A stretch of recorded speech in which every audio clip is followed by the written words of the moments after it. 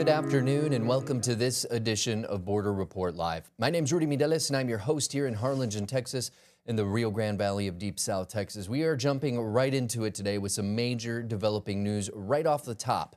The Trump administration claims a Mexican cartel drone invasion prompted the shutdown of airspace around El Paso International Airport and Fort Bliss in far west Texas. The Federal Aviation Administration reopened that airspace this morning just hours after it had announced a 10-day closure that grounded all flights to and from the airport. But according to the Associated Press and CBS News, the shutdown actually happened because the Pentagon had planned to test a laser that they would eventually use to shoot down drones used by Mexican cartels at the neighboring Fort Bliss. They say that is what caused the problems with the FAA. The two departments were scheduled to discuss this issue later this month, but sources tell AP the Pentagon wanted to go ahead and test the high-energy lasers anyway, which prompted the FAA to shut down the airspace overnight. It's not clear if that laser was actually tested. Now, CBS News says that last night, FAA Administrator Brian Bedford decided to close the airspace without alerting the White House, Pentagon, or the Department of Homeland Security. Earlier, Transportation Secretary Sean Duffy claimed in a post on X that the FAA and the Defense Department, quote, acted swiftly to address a cartel drone incursion, and Defense Secretary Pete Hegseth said that the threat has been neutralized and that there is no danger to commercial travel in the region. City officials, however, not in agreement with Hegseth's claims, instead saying reported cartel drones were just that. El Paso Mayor Bernard Johnson slammed the federal government's since-lifted airspace restriction over the city, calling it an unnecessary decision that has caused chaos and confusion. Democratic El Paso Congresswoman Veronica Escobar said local officials were given zero advance notice of the shutdown. She called the FAA's order unprecedented. I am saying unequivocally this was an FAA decision, and it was done without any local consultation and without any local communication. That is not the way that the federal government should operate. Any impact of this magnitude needs to be communicated with clarity and with advance notice. Her neighboring Republican counterpart, Congressman Tony Gonzalez, said, quote, "This is a Wednesday for us," end quote. Drone incursions happen every day, but admitted drone activity is increasing, according to Congressman Gonzalez. The grounded flights left hundreds of travelers expecting to fly out of El Paso this morning stranded, whilst elsewhere passengers couldn't fly into West Texas and were stuck at terminals across other airports. Now, we have been talking about cartel drones on Border Report Live for months, especially in the last few days, and we've reported on this issue for several years on BorderReport.com. Julian Resendiz, our El Paso correspondent, has been at the forefront of this coverage. And Julian, just yesterday and Monday, more in depth, you and I were discussing how cartels are using drones at the Mexican border, U.S.-Mexican border. What can you tell us about today? Rudy, good to be back. Let me provide some clarity, first of all. Cartel drones definitely are a threat to the security of the U.S. border in communities and military installations. We have ample evidence of their presence along the Mexican side of the border wall. Now, fast forward to today. I can tell you that when I heard the news of the shutdown at the El Paso airport, I immediately mobilized our assets south of the border. As you know, as our viewers and readers know, we're one of the premier organizations as far as reporting news, especially police news and crime news out of Mexico. And what my associates found is total tranquility, no evidence of any drone activity last night or early this morning. We even contacted sources at the Juarez airport, and they said, no, we know nothing about this. Same thing happened with the police at various local levels, and they were all pretty consistent as to nothing is going on. The president of Mexico, Claudia Sheinbaum, addressed that issue this morning. She seemed not upset, but definitely wasn't happy to field that question. We have a clip, if you can play it, please. Actually, we're having a small technical difficulty there, Julian, but can you tell us what the president said? Well, anyway, she said, I know nothing about any drones on the border, and if the United States has any information, they should contact our government. So pretty much that was a bail denial of anything going on. So what happened today? I've been in contact with various federal sources, and just a few minutes ago, Congressman Gabe Vasquez, a Democrat from who represents southern New Mexico, issued a statement to us, pretty much outlining that there was really some miscommunication between agencies. Apparently, the military, which is very present here on the border on the U.S. side, has been conducting anti-drone tests to deal with this very real threat of cartels operating drones for surveillance purposes mostly on the Mexican side of the border wall. Now, this testing, according to other sources, involves some pretty high-tech devices such as lasers, focused lasers to bring down drones, and also powerful signal jammers, electronic jammers. In theory, both of those devices could hinder a commercial airplane. Drones typically fly at 18,000 feet. And if you notice, the alert issued this morning by the FAA specifically mentioned any airplanes flying below 18,000 feet. Very few planes fly at that altitude, they fly higher. So they were talking specifically about the use of drones. So it appears that it was pretty much um, an alert issued by the FAA out of caution for some activity that the U.S. military is conducting in anticipation of any potential drone threat coming over from Mexico. And in fact, it is possible. I am getting some reports from my sources that in the past a drone may have been shot down near the border, as well as and you probably have this report from some of the newswire services, other objects that may include the so-called party balloon. And, yeah, that's interesting that sources on the other side of the border are claiming this. You know, it kind of goes with what we were kind of talking about on Monday on Border Report Live, which is there's sort of a gentleman's agreement not to, you know, kind of incur the border zone, not come over, cause any trouble. So would this even be in line with something that the cartel would do, even just, let's say, sending it over the border to maybe surveil different routes or look for, you know, DPS on this side of the New Mexico-Texas state line or other law enforcement officers?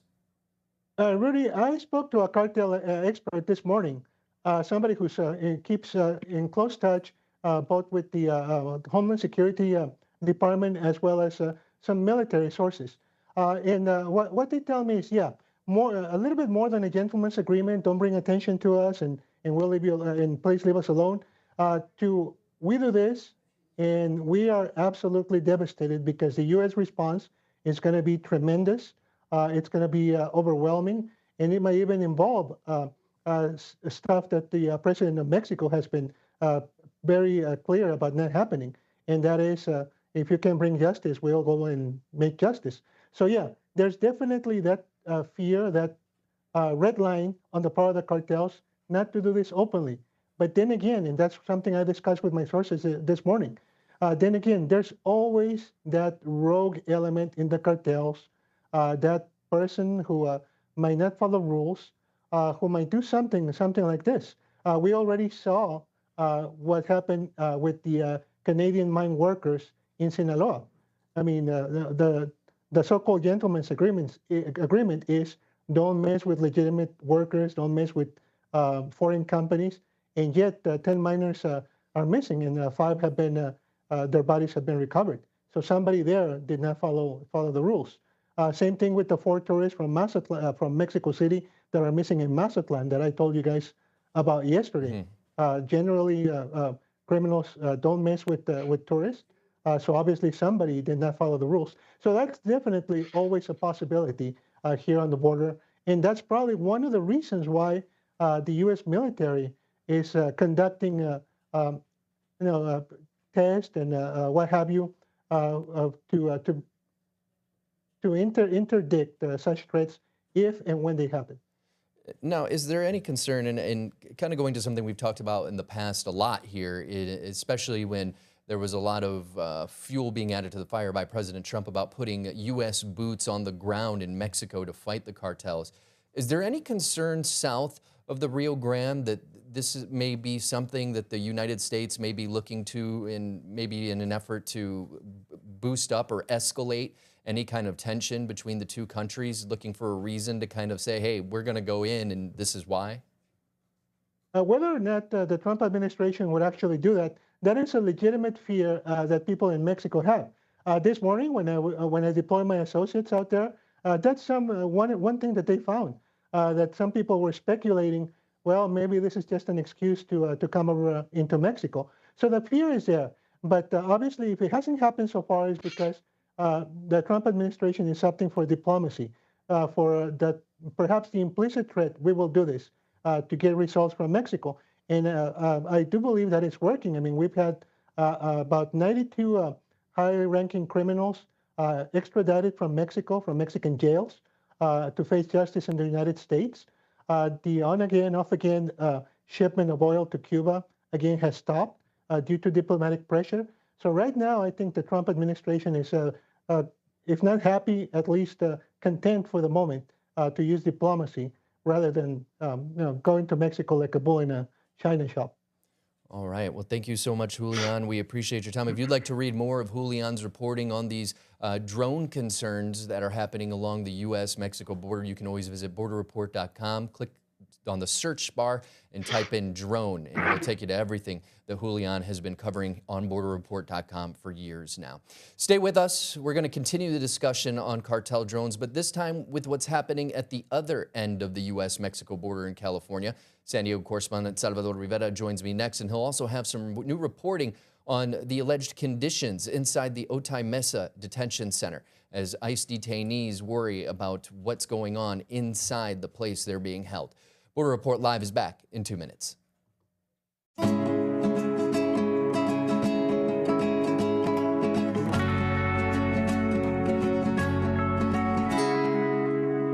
And welcome back to this edition of Border Report Live as we continue our coverage on that alleged cartel drone issue in El Paso and what happened overnight as a result of that at the El Paso International Airport. Drone attacks are not limited to just certain parts of the U.S.-Mexico border that, as we told you earlier this week, our Julian Resendiz reporting on attacks happening just south of the border. Let's bring in our San Diego correspondent, Salvador Rivera. And Salvador, you've covered this issue of cartels and drones throughout the Tijuana area. What has been happening out there recently? About 4 months ago, there was an attack on a state police office building. The cartels used 3 drones to drop 3 separate incendiary devices or explosives that dropped these devices that blew up over a parking lot, sending small pieces of metal, nails, and ball bearings all over this parking lot, damaging several state police vehicles. No one was hurt in the attack. Now, Baja California State Attorney General Maria Elena Andrade Ramirez called it a terrorist attack. She said that she wanted the federal government to investigate it because the cartels used airspace for the drones to create this mess at a parking lot in one of her branches near the coast here in Tijuana.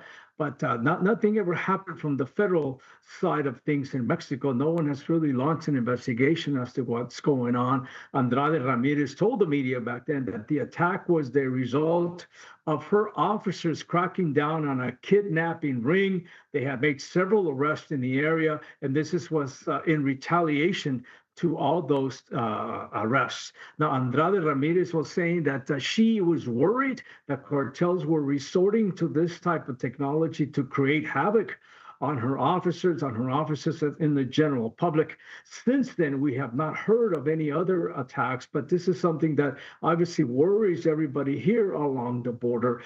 Drones coming across the border for other purposes does happen, Rudy. We were talking about this earlier, several years ago. They were being used exclusively for transporting drugs. Drones were flying over the border and literally landing in neighborhoods just north of the border in San Isidro and in Otay Mesa with these drugs, loads of fentanyl, cocaine, and other drugs that were getting picked up. And then the cartel members would disappear into the night with these packages, and we don't know what would happen to the drones then after that. We don't know if it's been happening recently. We haven't heard, Rudy, if it's still taking place. I would imagine it does, because it became an easy way to send drugs over the border. Now, Julian was talking about this anti-drone technology, something that Ramirez Andrade mentioned that Baja State Police had. She did not offer a lot of details as to how it works. I am assuming that the U.S. authorities also have these technology, and perhaps they have become better at stopping these drone incursions into the United States. You know, it's interesting, kind of going back to the attack that happened late last year. Attorney General Andrade Ramirez calling it a terrorist attack, and that is so reminiscent of what we would often see when we were overseas, downrange, in places like Iraq and Afghanistan in the military. When you think of warfare, you think of grenades, you think of rockets coming out of the rocket launchers, RPGs, rocket-propelled grenades, things like that. But so often, it was some kind of improvised explosive device. Suicide bomber vests, for example, filled with marbles cut in half, nails. I don't know if you remember that game that we used to play as kids back in the day, Jacks. They would fill these vests with jacks with just a little bit of explosive. And it doesn't sound like it could do much damage, but when that stuff blows up and turns into sharp shrapnel pieces, you know, it can do a lot of damage, not just to, you know, humans, but also to vehicles that these people are in, things like that. So it's very interesting that the cartel is almost taking a page out of the terrorist handbook there for when it comes to these IEDs, improvised explosive devices. Going back to the dropping of drugs on this side of the border, it's actually interesting that we don't hear about it more often. I mean, we see Amazon out there delivering packages now by drone delivery, pizza deliveries happening that way. Definitely an interesting thing, and I'd be interested to see what kind of data the federal government has on anything that they've caught recently. You've also got some new reporting today, switching gears here a little bit, on the conditions. You mentioned Otay Mesa. There's a detention facility out there used by ICE. What can you tell us about what detainees are saying about what's going on inside the facility? Rudy, before I get into that, I did want to make another point about drones. Okay. Keep in mind that cartels have actually used drones in the state of Michoacan and state of Guerrero to drop grenades in people working the fields at the avocado groves. Remember, they were trying to gain control of the avocado industry, and they would terrorize companies and employees by flying drones and dropping explosive grenades on them to intimidate these people. So cartels, again, that's another way that they have used drones in the past to scare people, to damage property and crops, and to definitely hurt individuals, including the public. Now, getting back to what's going on at the Otay Mesa Detention Center here in Otay Mesa, which is literally just about a mile and a half north of the border, southeast of downtown San Diego. There is a vigil every Sunday, a prayer vigil. People go out there and sing, make sure that the detainees can hear them. It's kind of a way to offer comfort and support, let them know that they're not alone. Well, about 2 weeks ago, the detainees started wrapping these notes on shampoo bottles, water bottles, and basically tossing them over the fence and into the gathering. And people at the vigil started reading the notes, and the detainees were complaining about conditions inside the facility. They were saying that they lack adequate medical care, adequate food, that the conditions are very cold, that they're made to live in frigid conditions inside their holding cells. And so people started to take notice. Congressman Juan Vargas, who represents the district here, the 52nd District in California, went out there last Friday trying to gain access to the facility to check on these complaints, but he was not given access to the Otay Mesa Detention Center. But the County of San Diego has taken it upon itself to say, well, we do have access. We are allowed to conduct inspections. So its health department started inspecting the area, looking for health violations, looking into the living conditions as to what's going on at this facility. It has not released any reports. We expect to get those pretty soon, but obviously a lot of concerned people inside and outside. One migrant advocate was telling us that he is very worried because people who have left the facility often describe the same conditions, that they live in very tight quarters, that whenever they get sick, they might be sent to an infirmary. They're simply giving a Tylenol or an aspirin and see it here. Hopefully takes care of your pain, of your malady, but not really adequate medical care. So a lot of concerns over that. Now, ICE operates or contracts out to a company called Core Civic. Core Civic runs a facility. It did issue a statement basically saying all these allegations are unfounded. And I will read part of its statement. It said that the health and well-being of the individuals entrusted to our care is our top priority, and that it adheres to all federal detention standards. Again, Core Civic, the company that runs the facility, denying all these allegations, all these claims being made by detainees inside the Otay Mesa Detention Center. Yeah, and you brought up like communicable diseases. We just recently were talking about at a Texas detention facility, the Dilley facility, actually, where Liam Conejo Ramos and his father were being held before being released back to Minnesota. Shortly before they took off, ICE actually had identified and stopped all movement at that detention facility due to an outbreak of measles infections. And it contained space even when you're not being held in a detention center. As we learned with COVID-19, disease and sickness can spread very, very, very quickly. So I'm sure that is a major concern for those advocates out there. Mm-hmm. And keep in mind, there are any day the population fluctuates, but anywhere from 13 to 1,400 individuals. They are not, for the most part, criminals. They have not been convicted of anything. These are folks who were awaiting their asylum cases to go through the courts, or people who were detained, apprehended at their green card appointments. And so these are people, for the most part, who are not guilty of anything. And according to their claims and what we are hearing is that they are being made to live in these very horrible conditions inside this facility. Yeah. All right. Well, thank you so much for your reporting today, Sal. We appreciate you being here. Salvador Rivera, our San Diego correspondent, joining us today on a few different subjects, including that news of the day with the alleged cartel drone incursion that happened in El Paso. Stay with us. When we come back, we've got a few more headlines for you. Border Report Live is back in 2 minutes.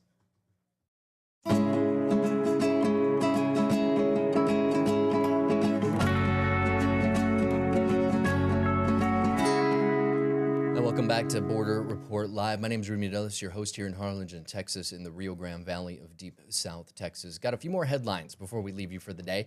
This week, 2 ships carrying just over 800 metric tons of food supplies were sent to Cuba on Sunday by the Mexican government.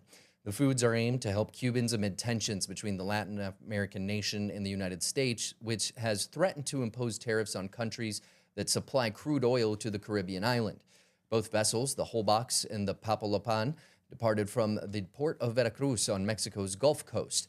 The containers had 814 tons of aid, including liquid milk, meat products, cookies, beans, rice, tuna and water, sardines, and vegetable oil, as well as personal hygiene items that the government said in a statement.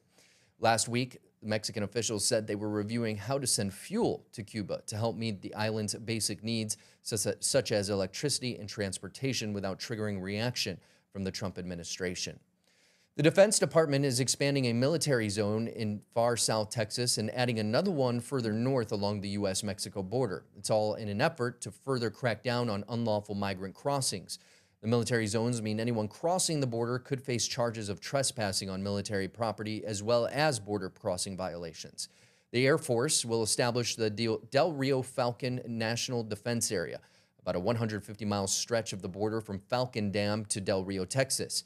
The South Texas National Defense Area, which is a 250-mile stretch of the Rio Grande and Cameron and Hidalgo counties, will extend another 40 miles to reach Roma, Texas, which is in Starr County.